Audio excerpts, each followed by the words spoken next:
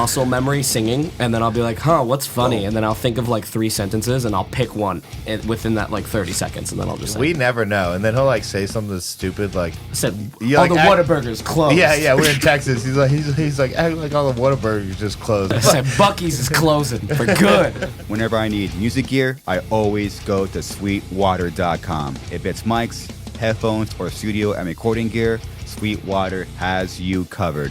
Next time you need any music gear, support the podcast by using the link in the description and comment section below.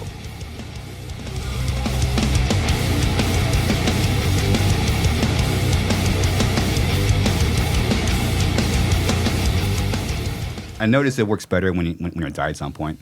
Mm-hmm. You know, if you're eating right, which is rare. Yeah. It's like, so basically, it just, yeah. Anyways, today we have Bodysnatcher.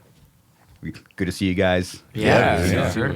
Thank you for making the drive from Tempe. All right. It was Mesa. Mesa. It was 7 hours, I think. 7 hours. Holy moly. Yeah, we just played the Nile Underground. It was very hot. Yeah. Yeah. Is it hot outside yet? No, it's in like a basement, so it's like really It's hot, hot down there. Yeah, there's like no really moist.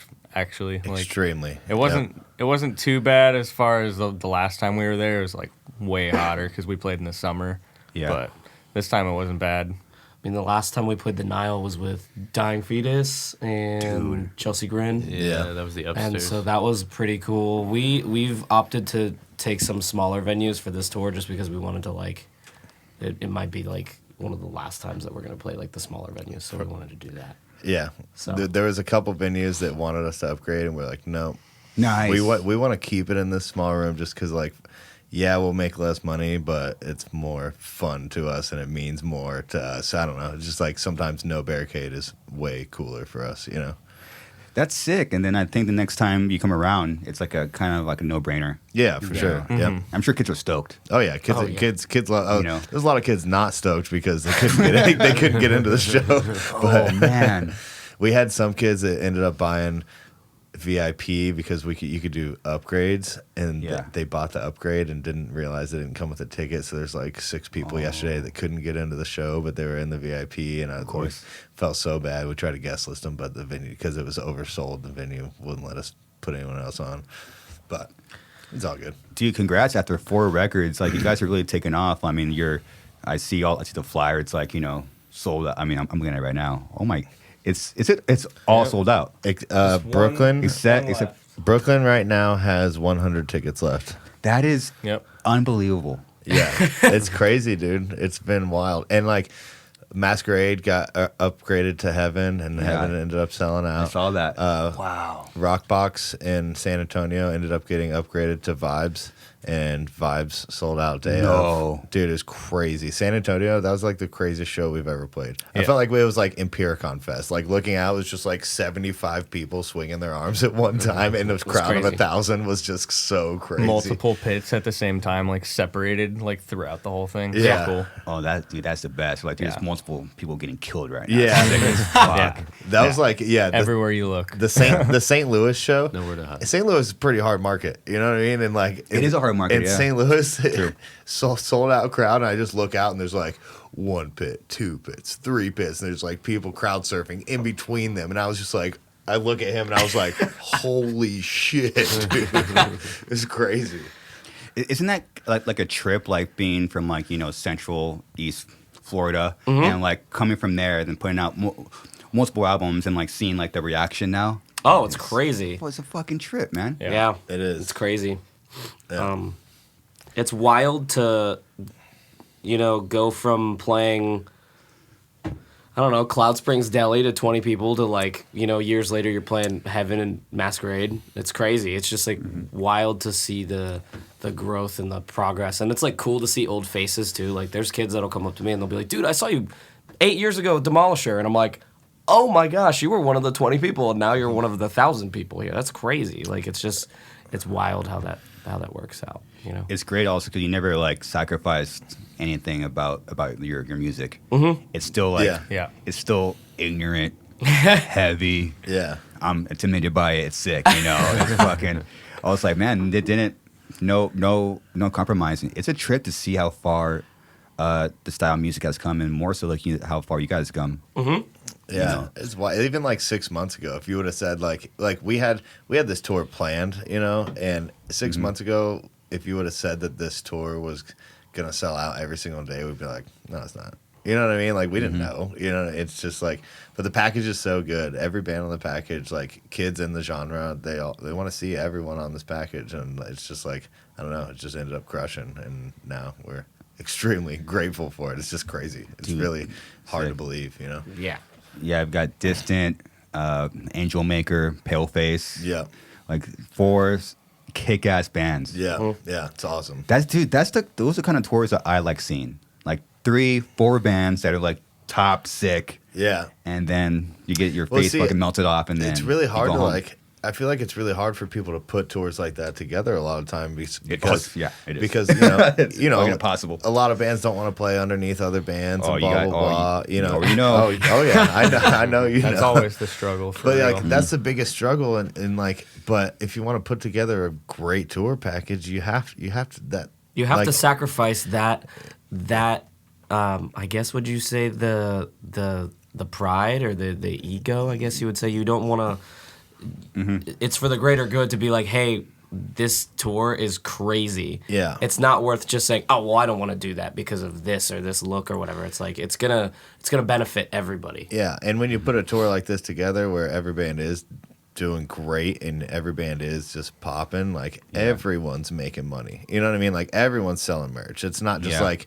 it's not like just a headliner and some bands. You know what I mean? It's like a bunch of bands that people want to see, so a bunch of people are buying merch from every band. Totally. So, yeah, it's really awesome to see. And yeah, I don't know. It's cool. Everyone on the package is really appreciative and it's badass. Well, I'm glad you guys earned that. You guys earned that lineup. I always get tripped out when I see anything like this because what you were just saying. I'm like, oh, how did they put that package together? How many emails did that fucking take? Honestly, this package was one.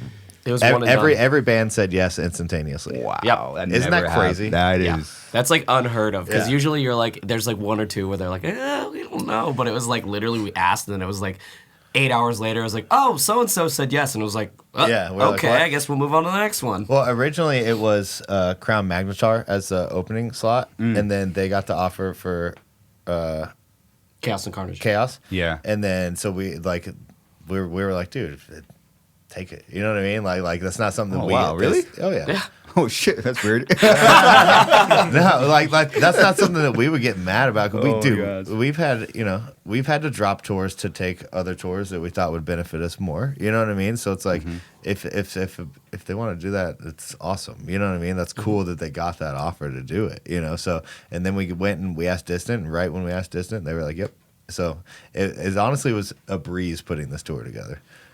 Dude, that is fucking nuts, dude. Yeah, sometimes timing just lines up. You know? No, for sure, for You sure. know? Especially after 4 records, you're like, oh wow, it actually worked out. Yeah. It's weird. Yeah. Have you seen that band play before? I think you guys Crown? are on tour with them. Yeah, I saw them. Okay. I saw them once around here. They were sick. They are a very good band. Their vocal is badass. Yeah. Very Yeah, good band. he's awesome. They're sick when like you get like the inner fanboy and you have to go up and talk to him after you're like dude, sick. Yeah. The interesting story about that band is that band's been around for a while too. Like we would come to Denver and we'd be like, "Who's this opening band? Like, who is Yeah. this?" And then like years later, it was like, "Oh, they're on a tour now." And then now they're getting that traction. It's like, "Oh, that's cool." Like That's how it I was love to see that. with Left to Suffer too. At Left to Suffer used to Yep. always like they would be like the local band on our Atlanta shows, and then we were like, oh, let's take that band out. You know what I mean? So like on our last headliner, that was one of their first. I think that was their first full U.S. tour. It was, I was believe. our last headliner that we did in 2021, and. So, but yeah, they were just like one of those bands that was crushing it. They played great live, and we were like, "Oh, let's give that band a shot," So, and now they're crushing. It's awesome. It's great to see everyone is killing it. Yeah, I'm like, I want to do that. That does not. The- does not even look like Taylor. That's crazy. yeah. That's That's Taylor. an old. The- that's an the- old Taylor picture. Taylor looks ripped there. I just feel like the Look at Peter. genre's crushing right now. You It know what I is. mean? Like it's really picking steam is. back up, like where it was back in the day. Yep. Yeah, getting that same vibe, but now the bands are just way sicker. Yeah. You know, I mean, yeah, I like a lot of old bands still. I love a lot of old bands still. Yeah. you guys always like talk about like the newer, not newer, but older, like early 2000s, mid 2000s, like MySpace deathcore bands. Oh, for sure. You know, it's like Giant fan of that. but there wasn't really that many. No. You know, right? There's only like me and him were in bands from back then. You know, we're a little bit older. Like I was in a band called King Conquer, and he was in a band called Float Face Down. And cool. You know, we were on tour in like 2009, 2010, and signed to a bad record label that. We're not gonna mention that. Yeah. And Oh, there it is. There's King Conquer. yeah. Right there. There it is. You guys are on Google. That's sick, man. Yeah. They were guys are sick, Google. man. You know what's crazy is There's a picture. it's very silly. In high school, King Conquer was like the big Florida deathcore band for like ever. That was like Really? the deathcore Yeah. band from Florida. So like I remember being in like engineering class in like 10th grade and being like, oh, King Conquer just put out a new album. You know what I mean? And like Yeah, we toured a lot back in the day. same with Float. I saw Float Face Down with King Conquer, I believe. I saw them with Aegean. It's another old name. And that's kind of how like all of us kind of joined the band together because yeah, that was a whole the interesting band thing. Bodysnatcher put out an EP and then they did a full length that I produced. And I wasn't none of us three were in the band at the time. So that was like 2017. I think so. that, something like that, that we 20-something. recorded the record, and then they put out the album Death of Me at the end of 2017, and then right after that we all joined because like I mean I don't really know the whole story. Big They did, lineup change. Yeah, they did so a big tour, like a longer tour, and then they had a massive lineup change, and then him and the one guitar player that was left were like, hey, we want to like put out a song so that people know the band's not done. And I was like, oh, I'll write the drums for it. And, you know, I already produced the band. So I was like, I had stopped touring because I was only doing the studio thing. And then, yeah. and then- KC, I think, was done at that point. That Yeah, was, they King Conquer stopped was- at like 2015, I think, was the last tour. So it was like, there was that. And then he was like, do you guys still have a drummer? And we're like, no, we're kind of like rebuilding now. I was like, oh, I play drums. And I was like, oh. I love King Conquer. So I freaked out. And he was like, well, do I have to like learn any of these songs? I was like, dude, I've literally seen King Conquer play. Like, if you want to do it, then you're good. And it was funny. Like I said, I was also a big fan of his old band as well. And I think it was a couple months prior to the Bodysnatcher kind of going through the big lineup change. But what had happened was their singer from his old band had passed away. So they had decided that they were going to play one last final show. It was like Float Face Down, like this is never going to happen ever again. So he had messaged me on Facebook and was like, hey, would you want to come and fly to New Jersey and sing for Float for a couple songs or whatever? And I was like, of course, like, yeah, of course. I would love to do that. It's crazy. It was like a band I'd listened to for years. So I agreed to that, and I flew up there. And I learned a couple songs, and they played with some older bands as well, like from that time, like was it the Merciless Concept, Existence. There's a couple bands that were like from the MySpace time that had kind of like, they were like, okay, we're gonna play a show. So we did the Float Face Down set, and then we were kind of talking, and he's like, yeah, like obviously the band had broken up a couple years ago because I think you guys broke up like. I think it was like 2014. Okay, so they had broken up a while ago. And so with obviously the singer passing away, it was like, yeah, this is like done. You know what I mean? Like that's there's no, it was his band, you know what I mean? So it was like, it was kind of at that point, and Rich didn't really want to do it anymore, I don't think. So it was like one of those things where it was like, that was the nail in the coffin for that band. So it was like, we were talking and he's like, it sucks not touring anymore. I'm just like a normal guy now. It sucks. And then like a couple months later, that whole thing happened. Like Chris had joined, I think at that point, like he had been like, yeah, I'll join or whatever. Yeah. And within that week, like literally within that week, because this all happened within like a week span. Yeah, it was crazy. Of figuring it all out. Like we had like at this point, like when this happened, I was like, well, I want to pick up people that have like a resume of like things behind them that me and him make toured. it look strong. Me and him toured together. Like our old bands toured like 2011, 2012. So I was like, dude, let's definitely get him to play bass, you know. And then me and him played in a band together called Dealey Plaza for a little bit, and we played shows with Beacon and as well. his old band Beacon. So basically, once we got like this formation together, we had members from bands that were like actively touring for years. Right. So going on tour with us four is just like the easiest thing in the world, because now we had members that were used to touring, members that we knew weren't gonna like get burnt out on it, and members that were in bands that all of us liked from each other. So it's like the first record that we wrote, we did a re-release of Death of Me, and there's like 5 new songs on it. Me and him wrote those songs and had it recorded and masters sent in 6 days. Yeah, we literally, dude, it was literally so, like the whole process was so quick. What had happened was it was literally like, okay, all these people are quitting, and then I literally was like, within 2 days, I was like, okay, well, Chris is on board,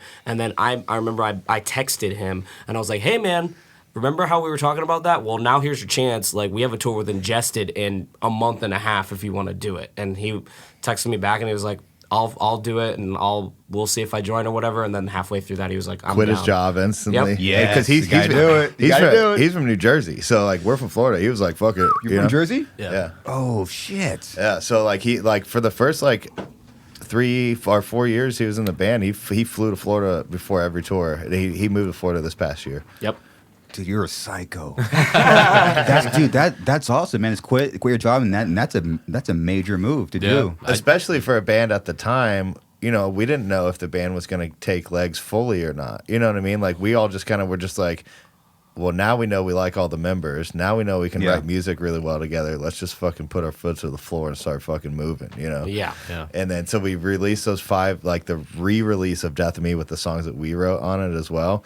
And instantly we started writing This Heavy Void, which was the first full length with all this 4 lineup, of us. Yeah, it came out in 2020. Yeah. Right before COVID. We did 2020. That was really that long ago already. That album release was like, for a lot of people, I think that helped us a lot, because the album release tour for that was the last tour a lot of people got to see before shutdowns, because it ended like the first week of March.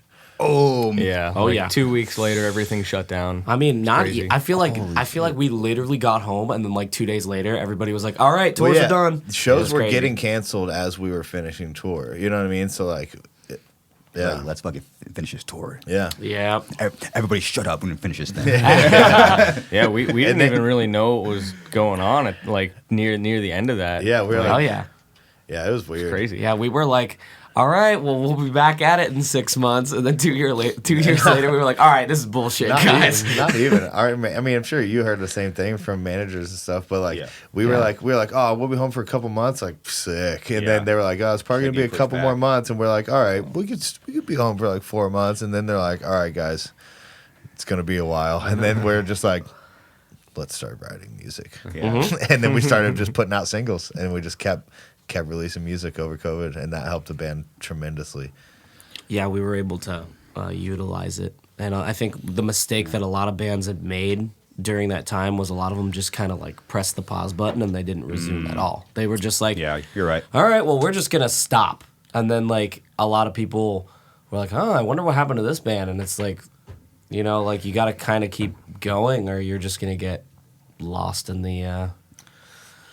Yeah, it's good. lost in the times. Yeah, you're right. You had bands like you guys were killing it, and then you had, jaded bands, I won't say, me. And then it's, well, hey, let's just do nothing and wait, like a bunch of idiots. Well, like nobody knew what the right move was. No. You know what I mean? Nobody knew, because like a lot of people, they were afraid to put out music because they couldn't tour on it. You know what I mean? Which like is also not an incorrect mindset in my opinion. But like I don't know how we kind of felt about it was like, let's put out singles and not have them be on a record. You know what I mean? Let's just put out singles. So that's what we did. Is that how you guys came up with King of the Rats? Yeah, that was one of those That songs. was one of them. See, that's fucking nuts. I mean, You know what's crazy about that song? Sorry, Let's hear it. I know Come on. I cut you off. No, there. come on, let's go. He was down in Florida because we were filming a music video for "Break the Cycle," which was another COVID song. That was the first one, I think. And we were filming a music video for that, and I was about to take him back to the airport to fly back to Jersey. We had like 45 minutes to kill, and we're like, fuck it, let's just write an ignorant song. We wrote that song in like 45 minutes. Wow. Just like in the studio, we're just like, let's just write a really stupid build-up song that has lots of heavy parts.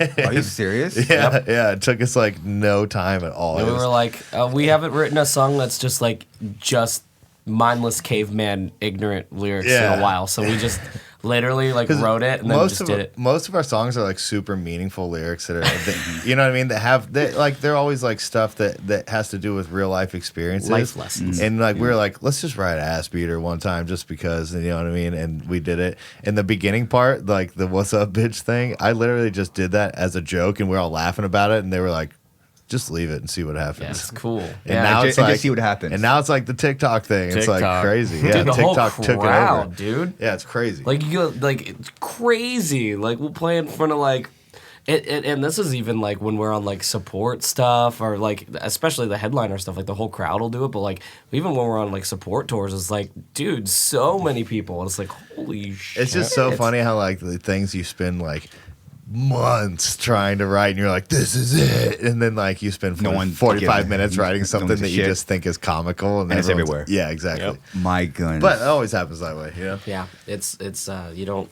get to decide what catches fire and what doesn't, you know. You don't. I mean, once it's out there, I mean, you don't really know how people are going to like react to it. You don't. Oh yeah. You know, so they spend like 5 seconds writing a song. You know, so it was written in 45 minutes, and you were in a studio, so you tracked it that day. So like, because I have a studio, I run a studio, and we were just like writing it with MIDI drums, and we were like, oh, let's just fucking write some heavy ass song, you know what I mean?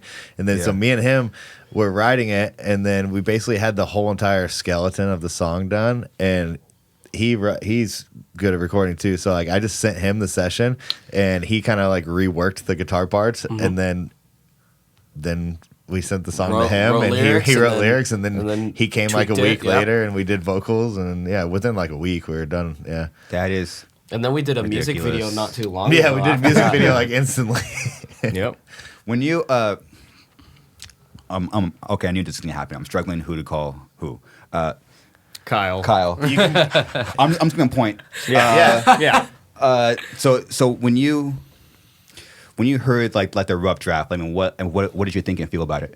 When I heard the original one, I was like, this is a fucking ass beater. But I like to just rework stuff how I would prefer it to be played, because I'm gonna be the one playing it, you know. So same thing with him. Whenever I send him like MIDI drums of stuff that's not even possible to play, and then he'll switch it to stuff that he wants it to be, and just little stuff like that. But I remember I didn't really change that much about it.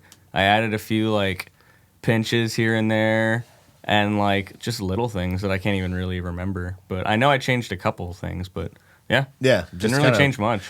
That's kind of like how everything goes though with us. Like, I mean, we all like tweak things a little bit. Like he'll send me lyrics sometimes, like, because we all pretty much write songs and stuff. Every person sometimes in the band he'll text me, like he'll be like, hey, I wrote this song, like what do you think? And then I'll be like, you probably should say this instead of that. And then he's like, oh, that's a way better way to phrase that, or vice versa. Like he'll be like, you should say like this or say this or whatever, you know what I mean? So. Or we'll come up with a lot of times I'll come up with like certain vocal patterns, and then he'll track it a different way, and I'm like, sick, you know what I mean? So it's like all four of us are like really open to constructive criticism, but all of us are like sick. All of us have been like songwriters in the genre, so it's like, I don't know, it all kind of works out for us. And like if I'm writing stuff, I can send him a project, because none of us live close to each other. We're all like 3 hours away, so we just kind of shit, really? We kind of send Logic projects back and forth and stuff, and just kind of like work songs out, and that's how we write most of our stuff. So you sent back and forth Logic projects, and then that's probably how you got that song. So you're like recording stuff over that, or tweaking, and then you send the Logic file back. Yep. And then like if we're writing an album, we do like an album's worth of songs like that. Like he'll write like a bunch of songs, and then like he'll send stuff to me, and I'll kind of like rework some drums, or like hey, this transition could do this, or like I'll like write drums a certain way for a transition, like mouth something out for him, and then he'll recreate it on guitar. And then once we have something where we really feel like, all right, the song's done, then we all get together in the studio. We'll find time to get together, and then we kind of rework all the transitions of parts and stuff like that, and then track final guitars and stuff. You guys are nuts. And we track drums last. It goes like way too smooth too. Like, yeah, I feel it's really like sick. It's just weird how easy it is. And then by the like, time with us specifically, like we just work really well together. By the time it's like time for me to track drums, I've written the MIDI drums. You know what I mean? We've recorded final guitars to the MIDI drums. We've recorded vocals to the MIDI drums, and then by the time it's time for me to actually track drums, I've heard the songs so many times. Like the last record, it's like 1 take, 2 takes, done. Yeah, well, like so last record we tracked drums at the Audio Compound in Orlando with Neil Westfall, and I was like, hey, can you guys put a MIDI screen in front of me so I could watch the MIDI scroll? And I literally just played Guitar Hero basically and watched the MIDI scroll and tracked the drums. I tracked 13 songs in it was like less than 2 days. Yeah. You were looking at MIDI. I was just watching the MIDI scroll on the screen just as like I'm playing drum parts. And that was helping you. Oh yeah. You're like, I'm in the zone right now. This is sick. It's just like because I'm so used to seeing MIDI like in the studio. You know what I mean? To like I know exactly what keynotes are what drum, and I'm just like ripping it. Yeah. Okay.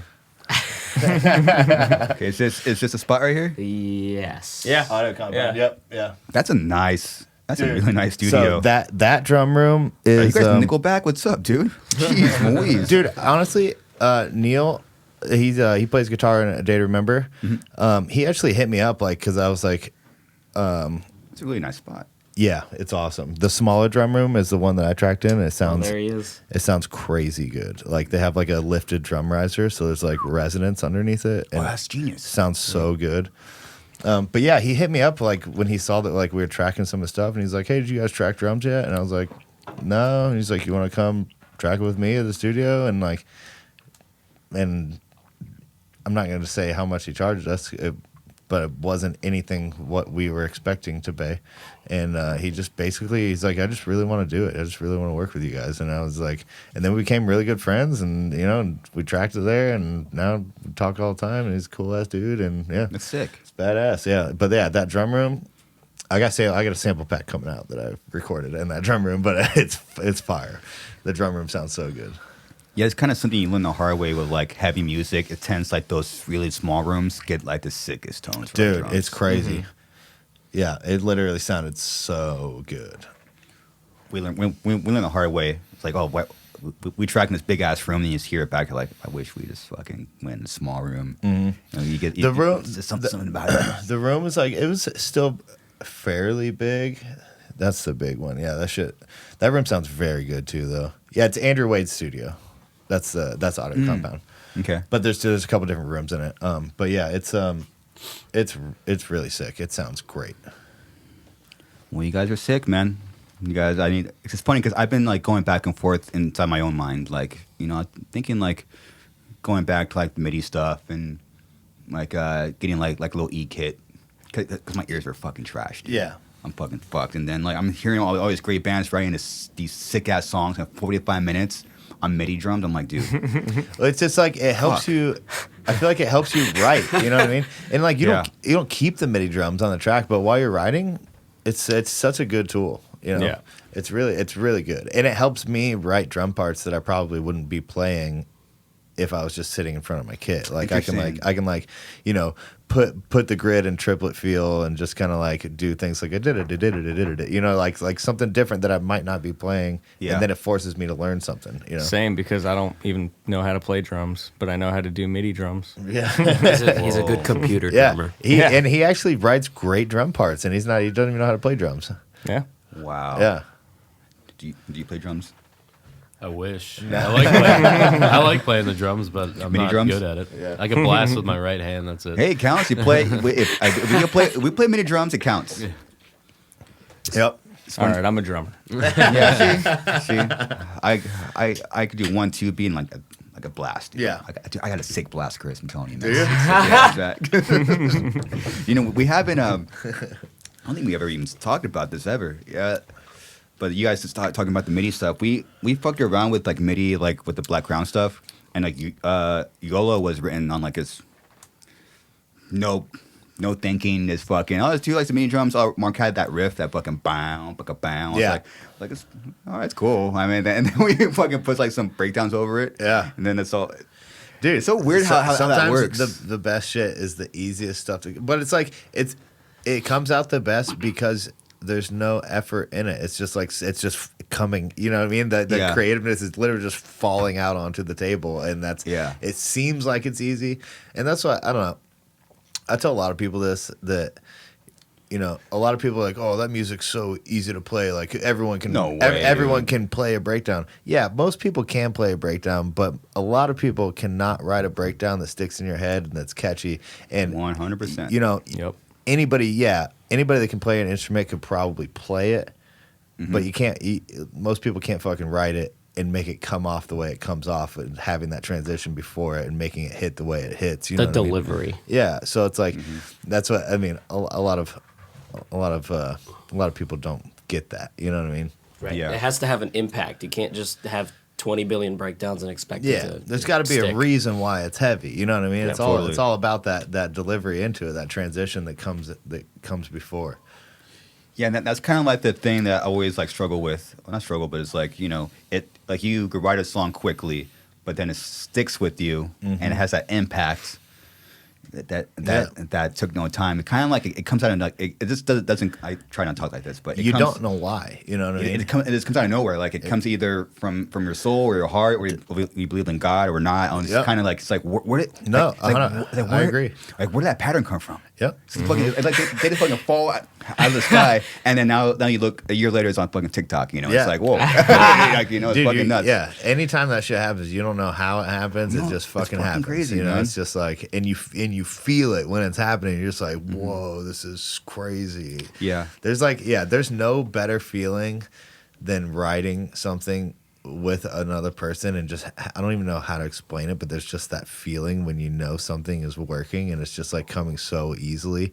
Like 1217, when there's a part on our song 1217 that's like I don't even know how to explain it. It's like there's a time change in it, but it hits in a way that I don't even know. I don't know. But while we were writing it, I don't know if we can hear that or not, but there's a part. That's my parents' house. That is his parents' house, yeah. Fucking sick, dude.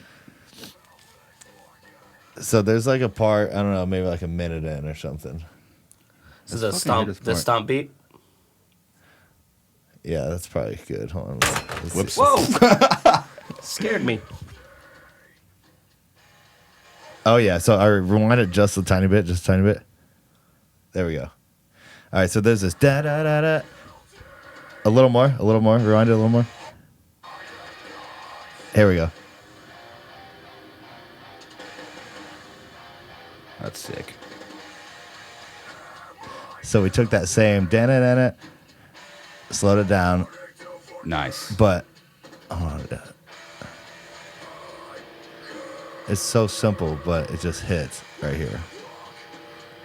You know, some mosh call out. Come on.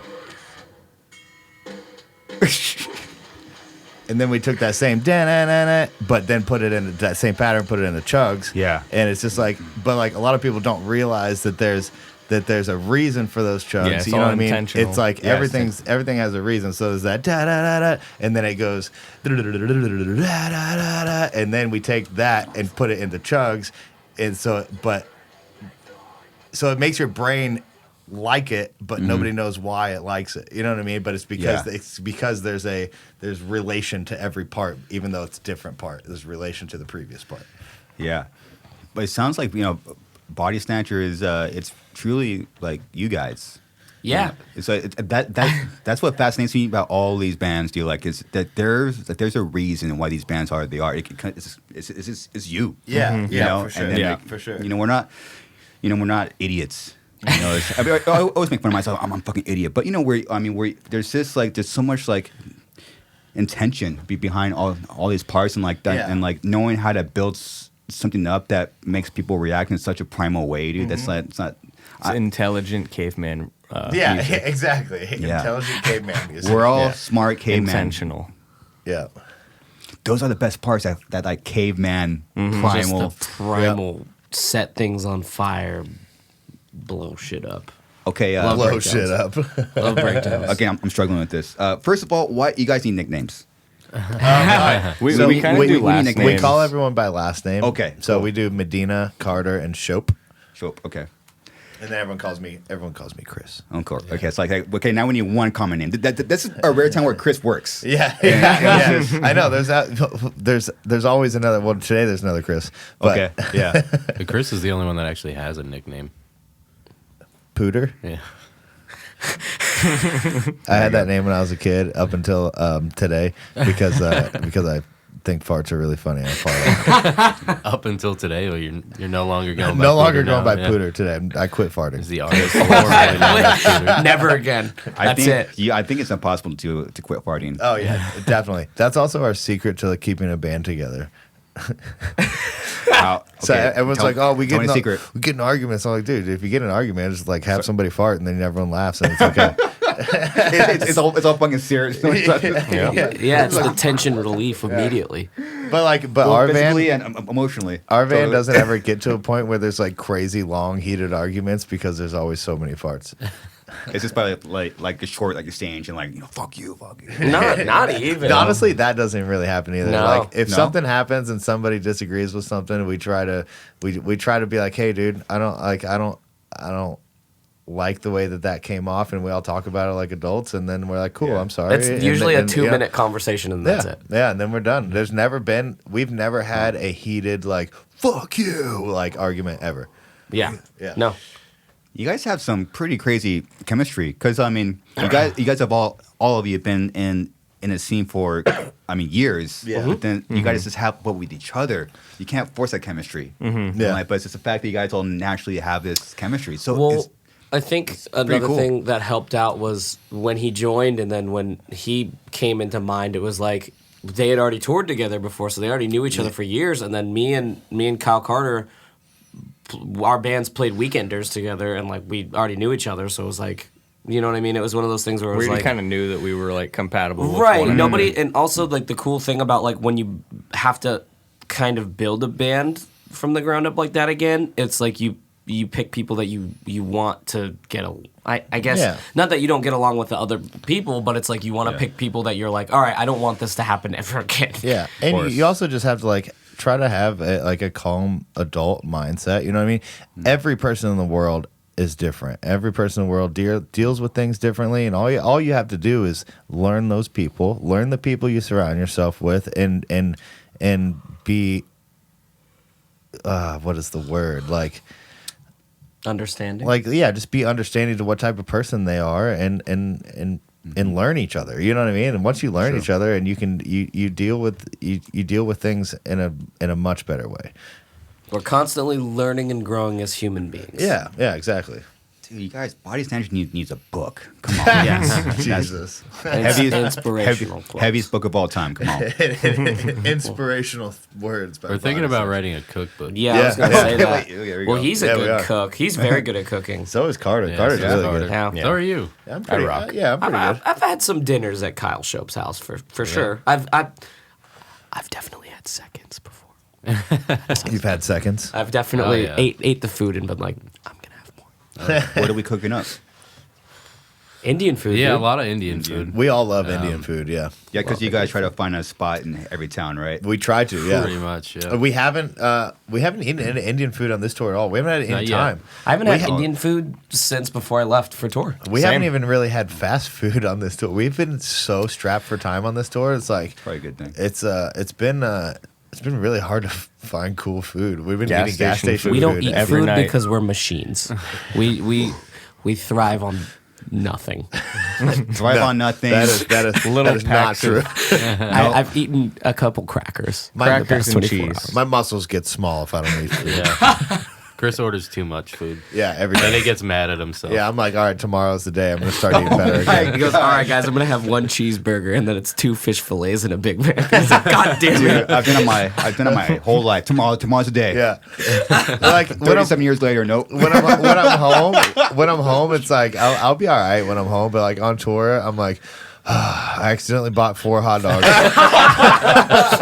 Wasn't it like 6 the other day? Oh yeah, Six chili dogs. yeah. I had 6 chili dogs the other day. Who gets 6 fucking chili dogs? A you guy with a fucking goatee does idiot? because he had a So goatee. I lost a bet. That's why you're partying. So I. Well, he does it on purpose. He Couldn't be that. Googles.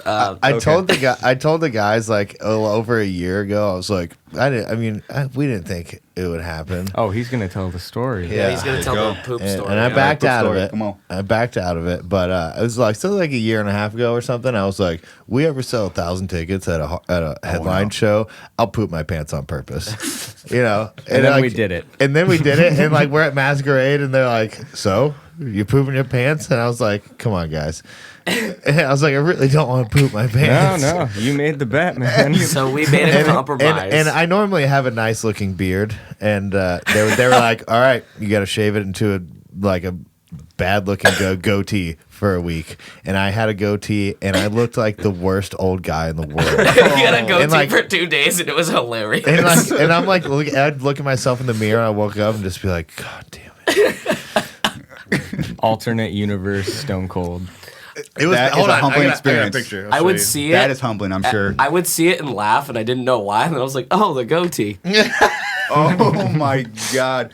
It was bad. Hold on.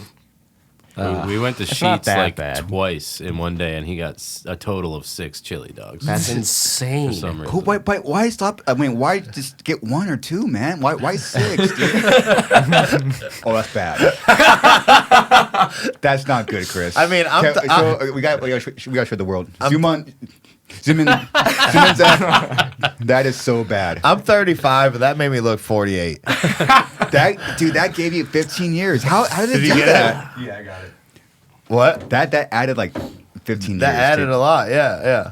I mean, I'm not young by any means, but that Yes, made you me are. look fucking old, dude.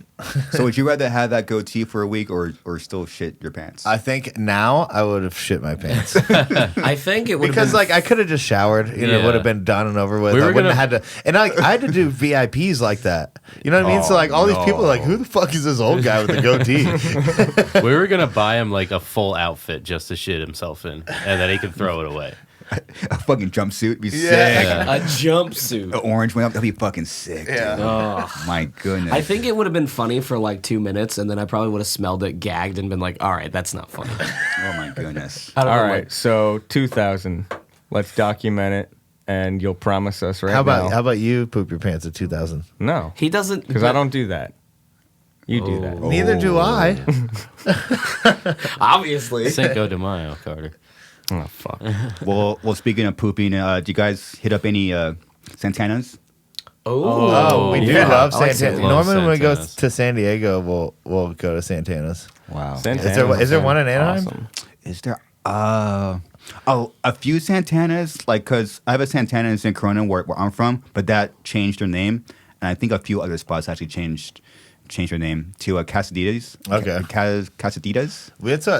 That is the main thing that we love about So coming good, to California is just getting fucking dope ass burritos. Yeah, I like yeah. the hot That's the Cheetos spot, burrito. though. I'm a sucker for the fun burrito combinations. I love hot Cheetos. I love the French fries. We I always can't go, even finish We them always these go to days. this. There's like one Santana's that we go to every time we're in San Diego because it's like if you go to the Guitar Center in San Diego, it's like always on the way back to whatever venue Oh, we're yeah, playing. that's true. And so there's like one. It's like in this little tiny shopping plaza, and it's the littlest store. Like it's like the littlest Santana's, and it's fucking fire. It's very good. It's good, man. Yeah. And they tend to be open 24/7 as well. And the salsas, Pull dude. Oh, the coffee Santana's. salsa. Yeah, pull He's up pulling the top. it out. Oh, yeah. There we go. There Top it is. left. That logo, Yep. get fucked. Oh, so good. All right, Dude, you guys should do a Suicide Santana's rip. Silence. Yeah, let's do it. Okay. dude. Do a Okay. Santana's rip. California exclusive, dude. Yeah, You'd yeah. sell like 600 of those shirts. Dude, that place almost killed me. Really? Yeah. happened? We've been to that one. You poop your pants? Oh, pre Mitch when I got fat. I was same because that's in Corona. Yeah. And me and my friends get blacked out drunk. We go there all the time. It's be like fucking 2 a.m. Yeah. Just get burritos, whatever they had. The 5-pound burritos. And my face was fucking. It was like, dude. I got fat for. I bet you were happy though. I was depressed. Oh yeah. Oh, I feel that, dude. But I bet the food tasted look at really that good. motherfucker. Oh, it tasted great. Oh, it looks so Hey, good. that makes me happy though. Yeah. Oh my goodness, It dude. looks so good. And I That's love the spot, Oh, dude. That's the bitch. spot. All right, I want it now. Yeah. We are all horned up right now. Yeah. This God is damn it. sick, Yeah, we're dude. bricked up Full right now. Yeah. mast. We God. we love bricked food. up. We're definitely a food Love band. food. I love. I'm also a sucker for like. I like sheets a lot. I'm not a big Wawa guy. I live a block, I did live a block away from Wawa. Not a Wawa guy. You're It's spoiled. been ruined for me. You're spoiled. We're spoiled on. We have like the only Del Taco on the East Coast in the town we live in. Are you serious? I'm Yeah. gonna say Lucky. I'm gonna say a controversial Don't say thing. it. Don't I'm gonna do it. say it. I think it sucks. Oh my god. See, You're in California, dude. I like Del Taco. The I'm- strawberry shakes. You don't have one. where big you fan. live. I don't have one, no. Yeah. So whenever I get to eat Del Taco, I'm like, cool. Maybe it's the way that it's prepared because they see me and they go, oh, I'm gonna make this All with right. hatred. The Yeah. Beyond Meat tacos are cool. Great. The fish tacos are good. I wasn't a fan of like anything else on the menu. Not dude. It just every Fries time I are all get it, soggy. My goodness. every time I'm handed Del Taco, I'm like, wow, I'm excited, and then I unwrap it and I'm like, oh, this person hates me. Of course. You know? And then it's just, I don't know. It's just not a good experience. I hate Taco Bell. Sorry, everybody. Hate Taco Bell too. Taco Bell's better. I think Fuck. Taco Bell's better than Del Taco. Fuck you. What are we doing right now, man? I love Let's Taco change the Bell. subject because it's gonna get This heated pod is in going here. so good. It's got a fucking a gosh. big hole. The controversial food topics of my food takes. I Let's do not- love let- Santana's though. Let's not get on any more food topics. Yeah. Chipotle. So I was curious. Do you sit at home and just think of how to have the perfect mosh call out, or is this That's a good question. on the fly? It comes on the fly about 15 seconds before. That's insane. Because I'll be like muscle memory singing, and then I'll be like, huh, what's funny? And then I'll think of like 3 sentences, and I'll pick one within that like 30 seconds, and then I'll just say, We never know. And then he'll like say something stupid like fucking I don't even know what the other day you were like I said, You all like the act- Whataburgers closed. yeah, we're in Texas. He's like acting like all the Whataburgers just closed, and then we're all like, what the fuck? I said, Bucky's is closing for good. It's gone. It's gone. I didn't even know you said that. The kid in the middle was like, Yeah, we never know what he's gonna say. Like some nights it'll be like a completely serious night, and he'll have like really important things to say. You know what I mean? Yeah. And then some nights will just be like right before a heavy part, he'll just say something, and I'm like, what the fuck did you say? Dude, Yeah. did you say the most brutal shit? And apparently it comes from your soul. Wow. Yeah. Sometimes in between songs, he'll be like, check out what I'm about to say. And I'll just be waiting yeah, for like it. sometimes I'll look at him and I'll mouth it to him. I'm like, just wait. Wait for it. Wow. Or like sometimes like We have I don't a know, lot of little we have moments little like that. we like look at each other and we'll be like, dude, look at that guy. Like, Or like our sound guy will like talk to us in our ears, like so because he's got a direct line into our ears, and like sometimes he'll be like, "Do you guys fucking see that?" Like in between songs, and we're like. Like last night, I was on the microphone. I responded to him like, "Yeah." So it just like comes out through the mains, but nobody knows why I'm saying yeah. that's Yeah. fucking ridiculous. He's like, yeah. Last night he was like, "Pretty fucking hot in here, huh?" And it's just like super Yeah. loud in our Medina ears. was like, Oh yeah. my goodness. "Yeah." Sure is. Oh, yeah, that's what you said. So, do you like say it and then you actually see you like looked at the like someone's like reaction? Oh, yeah. all the time. Oh, yeah, So It's good. hilarious. I love watching people in the front. I love watching the jaw drop. That's my favorite. Is Oh, when the we hit a best. fat breakdown and they go, ugh. That's my favorite. Oh, if you get an O, Yeah. it feels so good. That's like the most satisfying thing is just like when you hit that, like when you haven't been on a tour in like a month or so, and like first night that first 808 hits on a heavy part, and you just like Yeah. feel the stage vibrate, and everyone's face is just like, what the so- fuck? You're just like, yes. So, It's the so good. adrenaline just like Yeah. pumping. and you're just like, It's like, man, we fucking wrote this song in Do you 5 guys, minutes. Do you guys Sick. play to a click? We go back and forth. You do? Yeah. Have you ever had click in your ears live or Never. just the drummer? I'm deaf, whoa. Really? dude. We have wedges, Yeah. Okay. and I need earplugs. Yeah. There's So- there's this crazy fucking thing that happens when your adrenaline starts pumping and you do have the click in your ears and your adrenaline's pumping so hard it feels like you're playing in slow motion. Like it feels like the Oh, I click hate is it going so much. click, click, click, click, and you're like, there's something wrong. Yeah. There's something wrong. And then you listen back to a video later and it's completely normal. It's just your adrenaline fucking with you super Oh, it's hard. weird, huh? Because as a drummer, you have to stay on tempo, but Yeah. you have like the blood flowing. So it's like you're just like everything pumped up, slow, right? And it's like even though it's like your normal tempo, That's true, huh? it's like your brain plays a trick on you, and it's so weird, dude. Yeah, I feel like I have to headbang in slow mo, and it feels so Yeah. weird sometimes. You have like time to think Because for some reason. all Yeah. of us Yeah. have click in our ears, so it's like all of us feel the same thing. There'll be like certain nights, and we're like, that felt so slow, and then we listen back to a video, and it's like completely normal. Oh yeah, like the Yeah. first couple days when we were playing like some of the songs we had never played before, it was like we were like, oh, did we just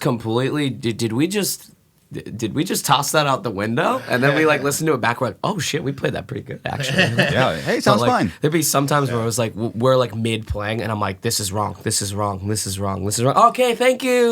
And then like like 2 hours later, we'd hear it like on a video, and we'd be like, we ripped it. It's the it's adrenaline, weird, yeah. and like you'll play songs that like. I don't know, even songs that you played a million times, and like you have like you said, like you have time to think, and I'll be like banging to this breakdown, and I'll be like, wow, it feels like it's really going on for a while, huh?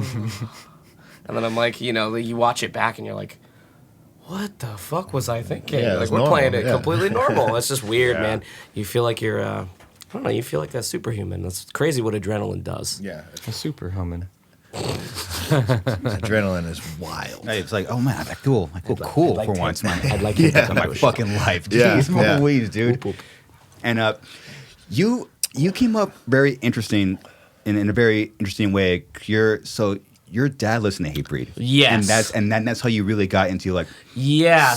So you went straight in, dude. Yeah, so like what happened was like my dad listened to like Hatebreed and Throwdown and like bands like that, and like Wow. being young, you're like, whoa, this is cool, and then you turn into like a like a teenager or whatever, you find like whatever bands you're gonna find, and you're like, I don't know how I'm feeling about this like old guy shit now, and then you go back to it later and you're like, whoa, like I'm thankful as hell for that, because like I love Hatebreed, I love bands like that, Throwdown, Sworn Enemy, all that stuff, but it's like he introduced me to it very young, so I kind of like had an ear for it at a young age, and then I discovered like what Headbangers Ball was through him, obviously, and course. then I was like, I discovered all these like metalcore bands, which like I knew who like Killswitch Engage was just through like my own. What would you say? Like just like your own seeking out things. Like you just hear things. You're like, oh, like things that I might like or whatever. So I like discovered that through that, and then like through Headbangers Ball is when I started seeing like bands with like breakdown. Like I mean, obviously like Hatebreed and those bands have breakdowns, but it's like one of those things when you hear it like. And that style, I think, you're like, whoa, like it registered more, at least to my young mind, where I was like, whoa, those are breakdowns. So I like went down that rabbit hole, and then I didn't have a thought that like local music existed. Like when I saw these bands on like Headbangers Ball and stuff, I had no clue that there was like a local scene for this. And I actually, our TM, I went to shows with him very early on when I was like a young teen or whatever. He's a little older than me.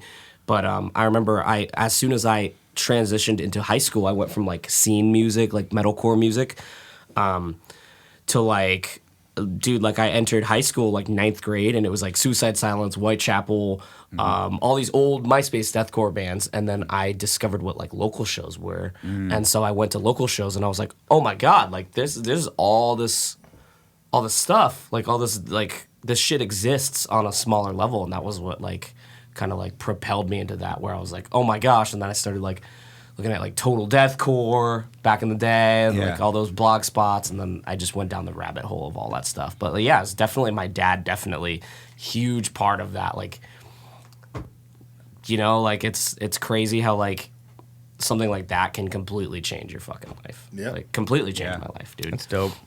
Yeah, and what like and what a trip for you guys where like you're a kid and you hear Hatebreed from your dad, and then you Tour with fast fucking forward and you tour with Hatebreed, one of their most important tours in their Oh, career. dude, I literally Yeah, called pretty him nuts. when we took the tour, and I was like, "Are you sitting down right now?" And he's like, "I Oh mean, my yeah." goodness. I was like, "You might want to stand up because you're gonna sit up." So I told him, and he Stand up. freaked out. And Dude, this that's is crazy, fucking man. crazy. So crazy. It's That's- like every interview we've ever done. You know what I mean? Like people always ask you like, what band you want to tour with every single time. Where I was like, Hatebreed.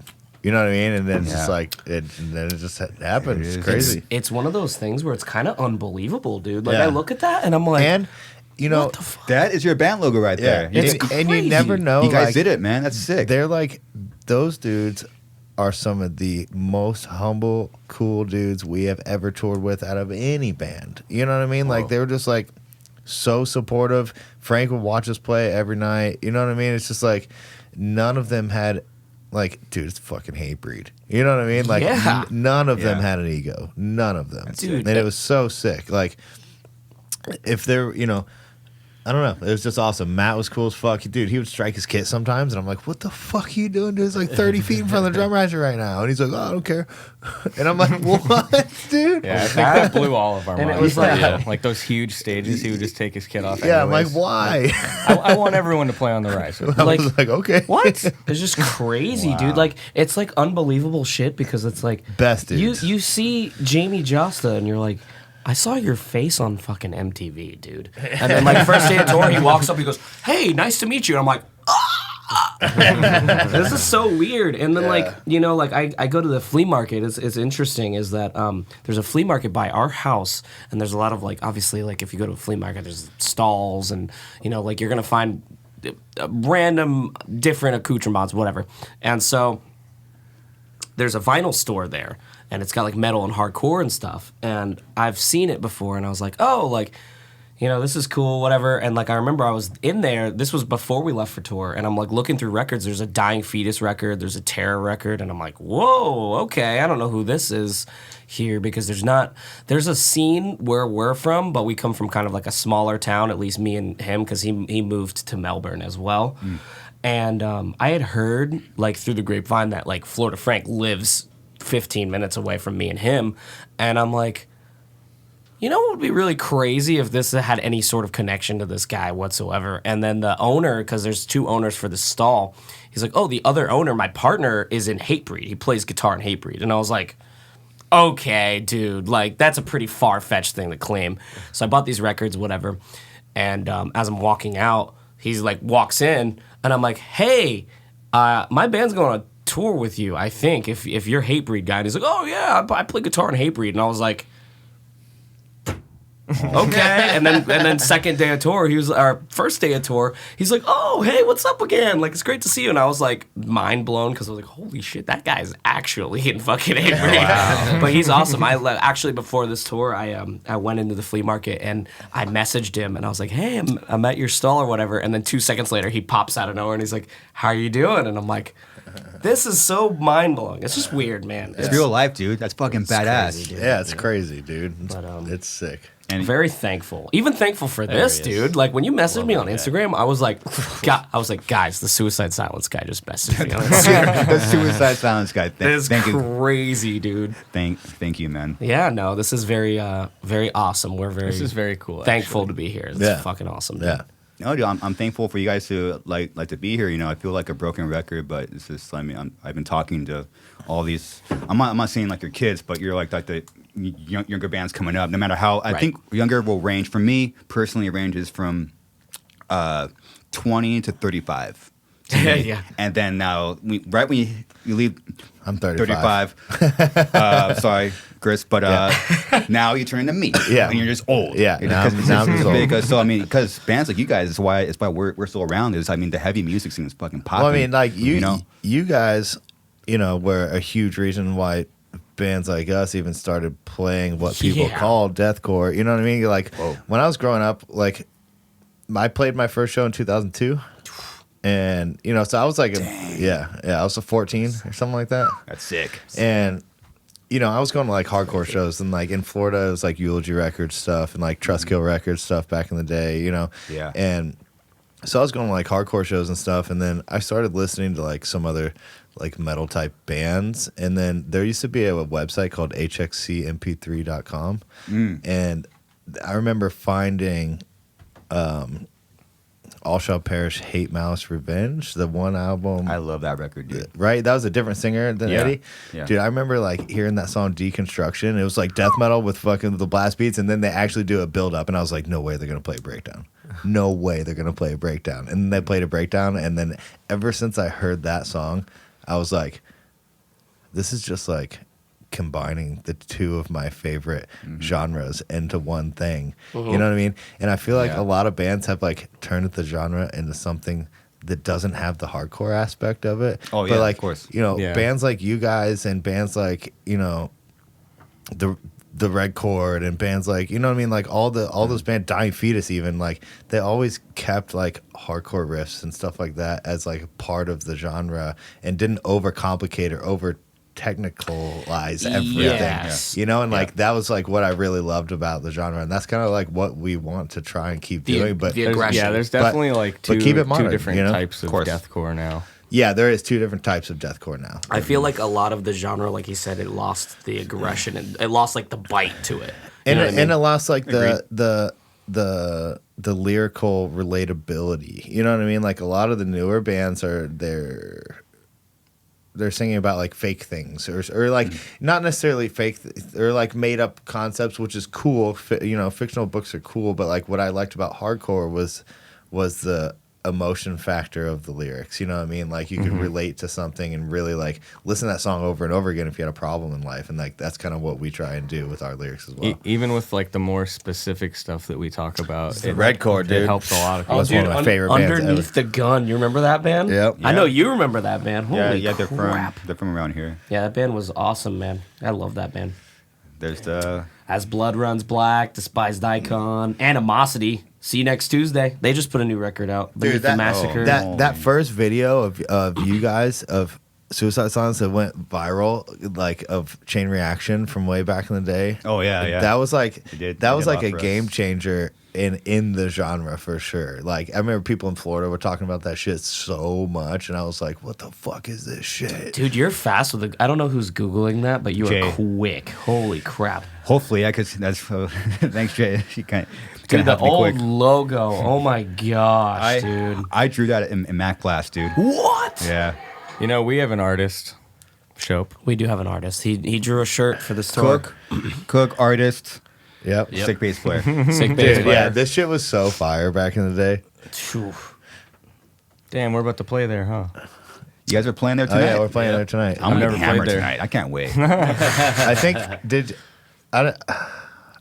But are we the only ones that have played there before? I have never played. Oh, Chain. you've never played No, Chain? I only played fucking Cobalt Cafe back in the day. Oh my goodness. Dude, his old band, terrifying band. Oh yeah, They're they were awesome. dude. They were heavy as fuck. Unreal. You'd like. Yeah, I think you'd dig them quite a bit. They were called Float Face Down. Riffs too, and sick ass solos. Super sick band, dude. They put out a record that, and I try not to fangirl because he's in the band, but I have immense respect for Kyle Shope and all of you guys in general. But That's what's up. I loved that band a lot. That band was fucking awesome. That's what's up. But they released an album before you guys broke up that was just like peak It took aggressive so long deathcore. for that album Oh my to come god, out, it's so dude. mean. That shit was a nightmare to record. There's that's the EP. The EP. Dude, I that remember was listening. one of Will Putney's like earliest Oh wow. albums that he did. Yeah, it's you'll see a very young, long-haired Kyle Shope in those promos. He probably Sonny looks boy. the exact same. He Yeah, does, pretty dude. much. He has not aged. He's an ageless android. There he is. Boom. That's like How many years ago was that? It's like 12 years ago. That was 2011. I want to Dude, say. look at those. And he looks the same. On a rooftop in Look Paris. at those fucking Look at those shoes, dude. shit kickers, Dude, dude. yeah, I bought those for like $20, dude. They're like, What fucking shoes are those? they were like Those are Osiris. dude. ponies or something like that. I saw them. They're like high tops. I'm like, those are kind of cool, dude. Dude, I want a They pair look of pretty ponies. bad. You know, badass. in the band is tough when everyone is wearing Jordan style sneakers. Yeah. That was Everyone's the style wearing of the camo. time, dude. Everybody's wearing camo. Everybody's Yeah. got neck Baggy tattoos. pants and Jordans. Yeah, no, this band was That was a cold day, a band, dude. They were sick. That was like man. a winter in, That's badass. in Patterson. Oh no, pony shoes. He's putting you on blast. Oh my. Woo! Look at that. Those are hot. Yeah, dude. Well, you can fucking get them. sick, dude. You Yeah, can those get are them bad. in stock at eBay right now. Ooh, the Yeezy rip. Oh no. You're actually, Oh, he's those actually are looking up the hideous. post. Yeah, they are pretty ugly. Yeah. Those are hideous. They're not that Dude, sick, I was actually. I was in a deathcore band. I didn't have any money. That actually is really I got hideous. two Especially slices in of the a hot and ready in every like day. the 2009, 2010. If you were in a deathcore band that like, if you were touring and you weren't selling 1,000+ tickets a night, you were, and like everyone was in 360 deals back then. So like labels getting 20% of everything. Like our label was just fucking. Wow. Giving you Yeah, the yeah. giving you the shaft. They're giving it to us. I feel you.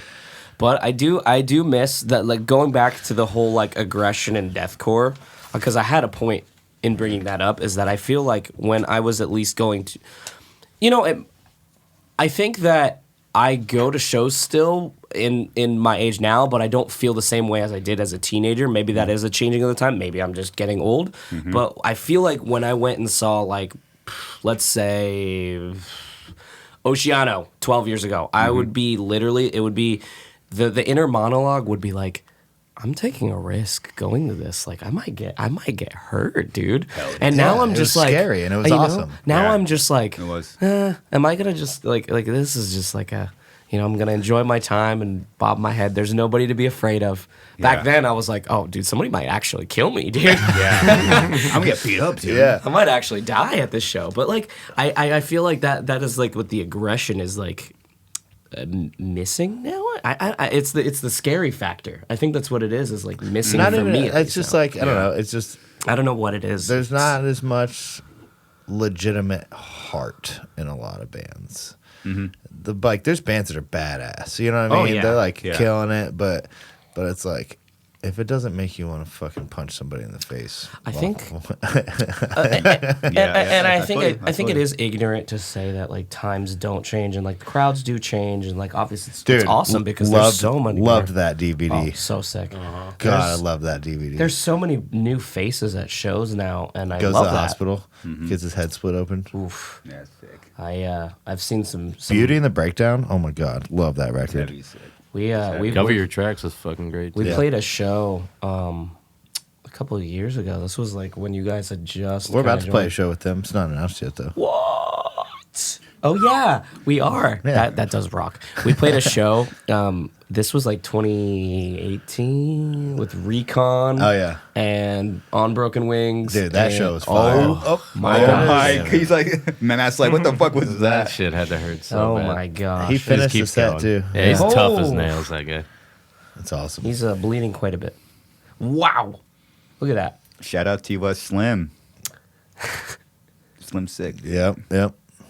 Yeah, this band was another band that like on the hardcore aspect, metalcore aspect, that when Oh my goodness. I was like, this Right. band You're is covered in blood, this sick band as is fuck. playing music like Hatebreed, but they are heavy as nuts. And I remember like being like, wow, that, and you know That's like, I don't know. That's like a lot of what I like about our band is like, you can tell that we listened to like Bury Your Dead. You can tell that we listened to bands like that because like, I don't know. That's why I want to play a style of deathcore that has fucking just like that OG metalcore hardcore vibe. You know what I Oh, mean? It's yeah, like yeah. it's bounce so- breakdowns, Yeah, the it's fucking fucking so sick. I love that Totally. shit.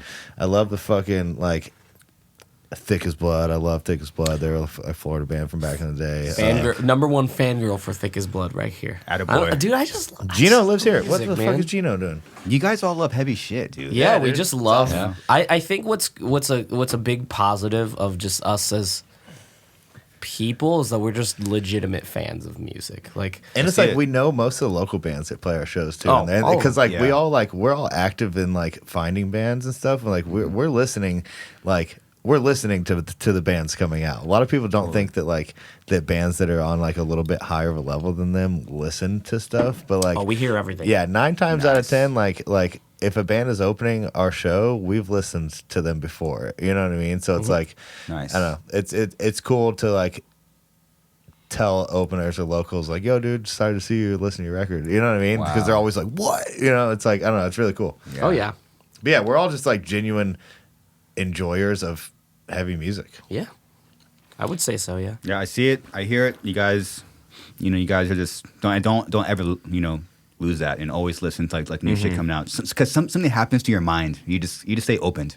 Yeah. Like, you stay open minded when you keep hearing new sure. shit, and then you can keep seeing new shit. You know, you guys just have it, and it's been really cool to see your band come up Thank you. and do tours with Hatebreed and still continue to push the bar of like heavy shit. Oh my And, gosh. There's the Yeah. Oh, there's the frowny face that Kyle Shope drew with his hands. in the van On on the the bumper tour with sticker, Hatebreed. Yep. And now it's on a T-shirt.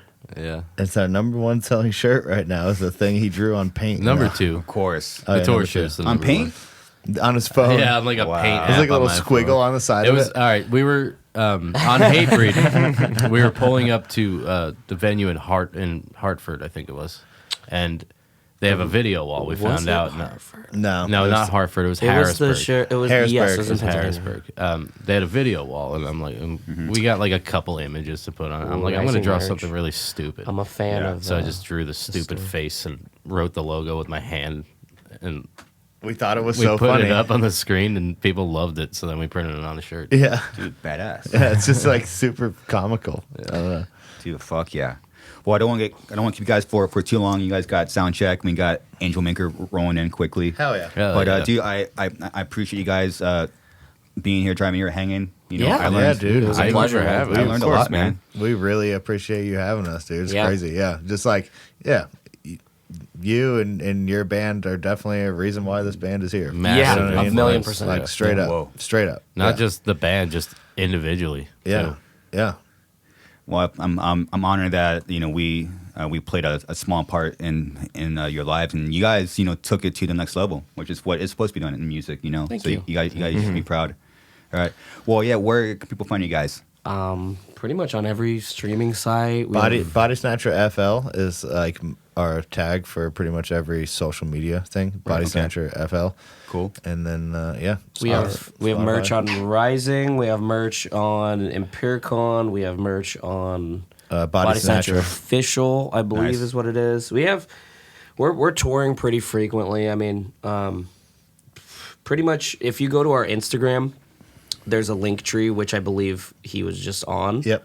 So right there, yeah, and you can find every link, and we're pretty Everything. active on social media. We're not none of us are cool guys. None of us are those people that'll just like brush you off, like get out of here. But Yeah, we're we- never like that. So We're always open for messages. We Of course. respond Yeah. to almost every Instagram message we get, which is crazy, and it takes a really long time. Yeah, it fucking adds up, man. And also a new cooking book out soon. we're gonna make it happen. We got to get work. Single We cooking got book, a record. cooking related merch drop Yeah, coming we have a out too. cooking Oh my yeah. goodness. shop. Yep. That'll be genius. All right, everyone. That's it. Bodysnatcher. Later. Yeah. Later. Thank you.